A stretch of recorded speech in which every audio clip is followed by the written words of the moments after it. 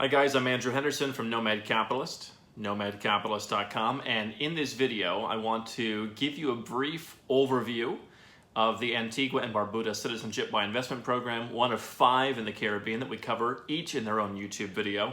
So if you haven't checked out our channel, you're definitely going to want to click the subscribe button and go and view not only all of our other videos on the CBI programs if you're looking for a second passport by investment, but we've got a lot of other videos about how economic citizenship programs work, second passports in general, that you'll want to check out.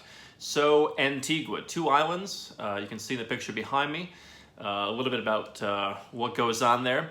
And this is one of the 5 programs in the Caribbean. It is one of the newer programs. It has not been along, or around rather, as long as St. Kitts and Nevis, Dominica. It does not have a history like Grenada, which used to have a program that was then canceled and then came back. So Antigua is one of the newer entrants. Antigua also had a dramatic price reduction recently in the citizenship price war, which we covered in greater detail on another video.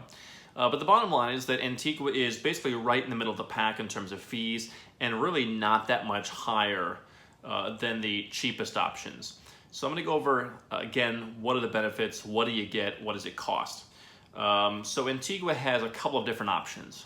They were really one of the first, if not the first, to come out with more of these kind of exotic options beyond the donation route and the approved real estate route. And we've talked in another video that I did about why a lot of folks don't like the real estate route.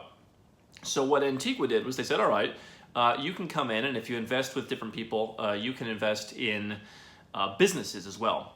So we'll go over all the different options. The first option is making a donation. This is what a lot of folks like to do.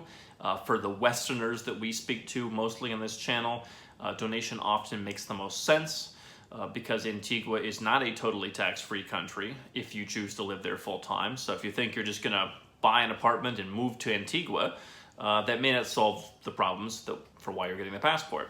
So the donation is $100,000, and what they did during the price war was they cut the amount by about half. And they said, all right, you can bring up to a family of 4 for the new price of $100,000.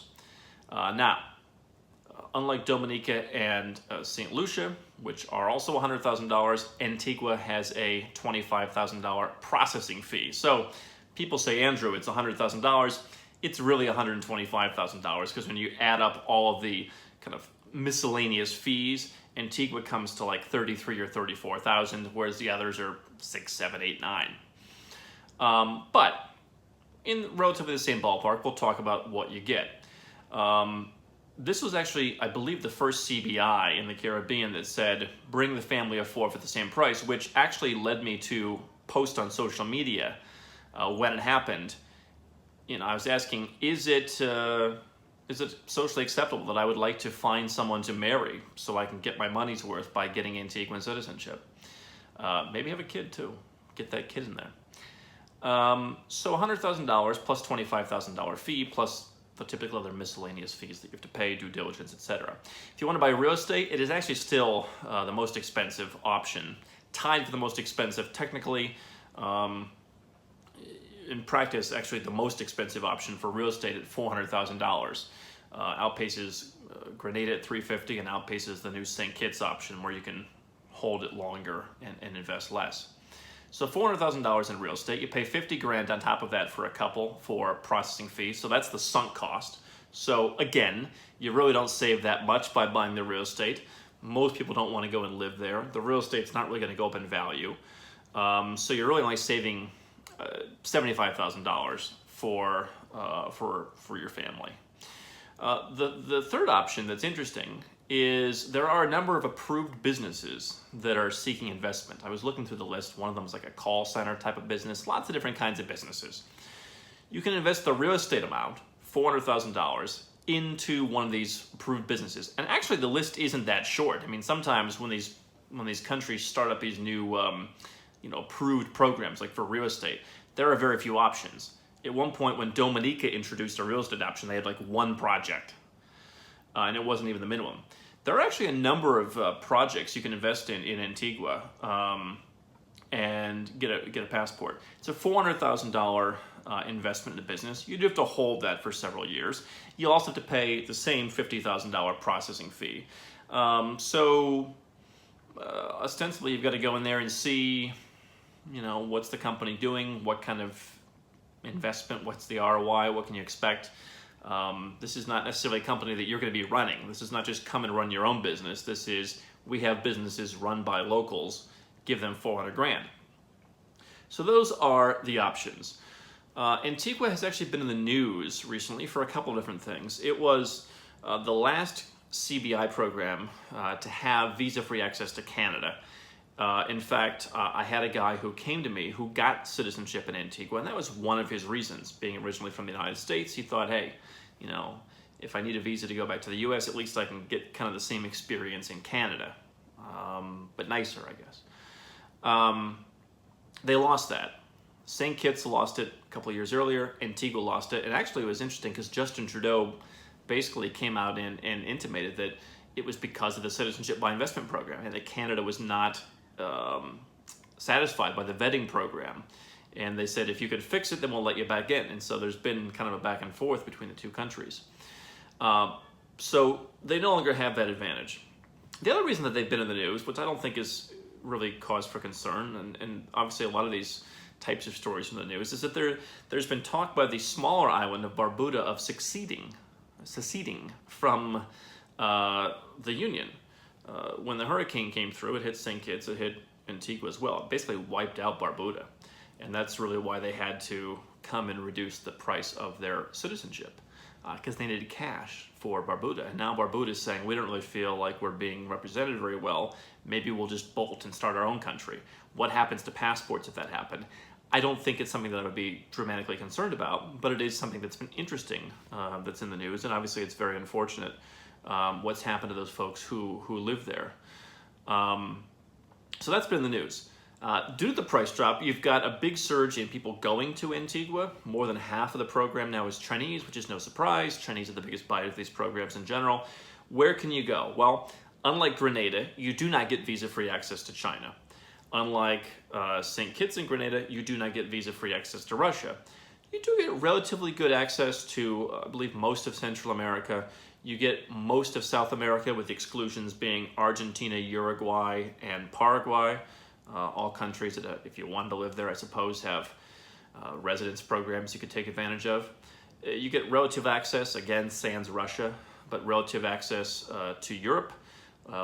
Basically, the standard map for a B+ passport these days is the UK and Ireland, which all the CBIs have, the Schengen area, Montenegro and Bosnia.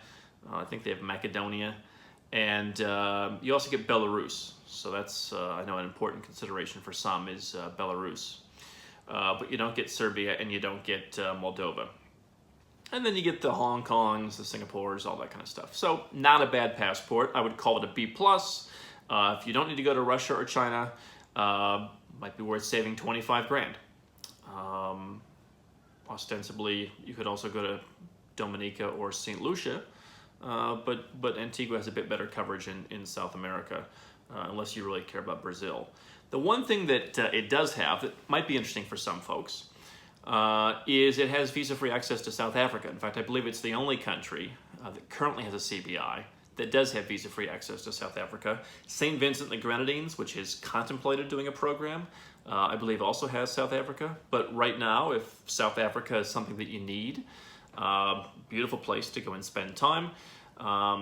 That's a bit more difficult country to get a visa for because I don't think they have nearly as many embassies as, say, China. So Russia, if you don't want to go to Russia, I would definitely say it's worth the money. China, not so much. But South Africa is a place where, depending on where you're living, I have no idea where I live, where the South African embassy is. Maybe there's one here in Malaysia, I have no idea, but certainly not where I live in Europe. So if that's a concern, then you definitely want to get in on it. So Antigua is interesting. You know, I do certainly wonder if it's a bit too much in the middle. If you're not super picky about any one country, you could save 25 grand and go to St. Lucia. Dominica has a little bit less coverage. Is it worth $25,000? Is it worth $25,000 to get South Africa and to get Belarus? That's up for you to decide. If you have a family it's definitely a better deal than Dominica or St. Lucia. So that's really where this passport comes into play for me. So if you're a married couple, if you're a family, it's the value passport to have. And definitely an interesting one that I think is a very interesting program. We'll have to see what happens. So if you want help figuring out which passport or passports are best for you, we do that for Western citizens at nomadcapitalist.com. We've also got a lot of articles on our website there, nomadcapitalist.com, if you want to get cranking with one of these passport programs, or more than one.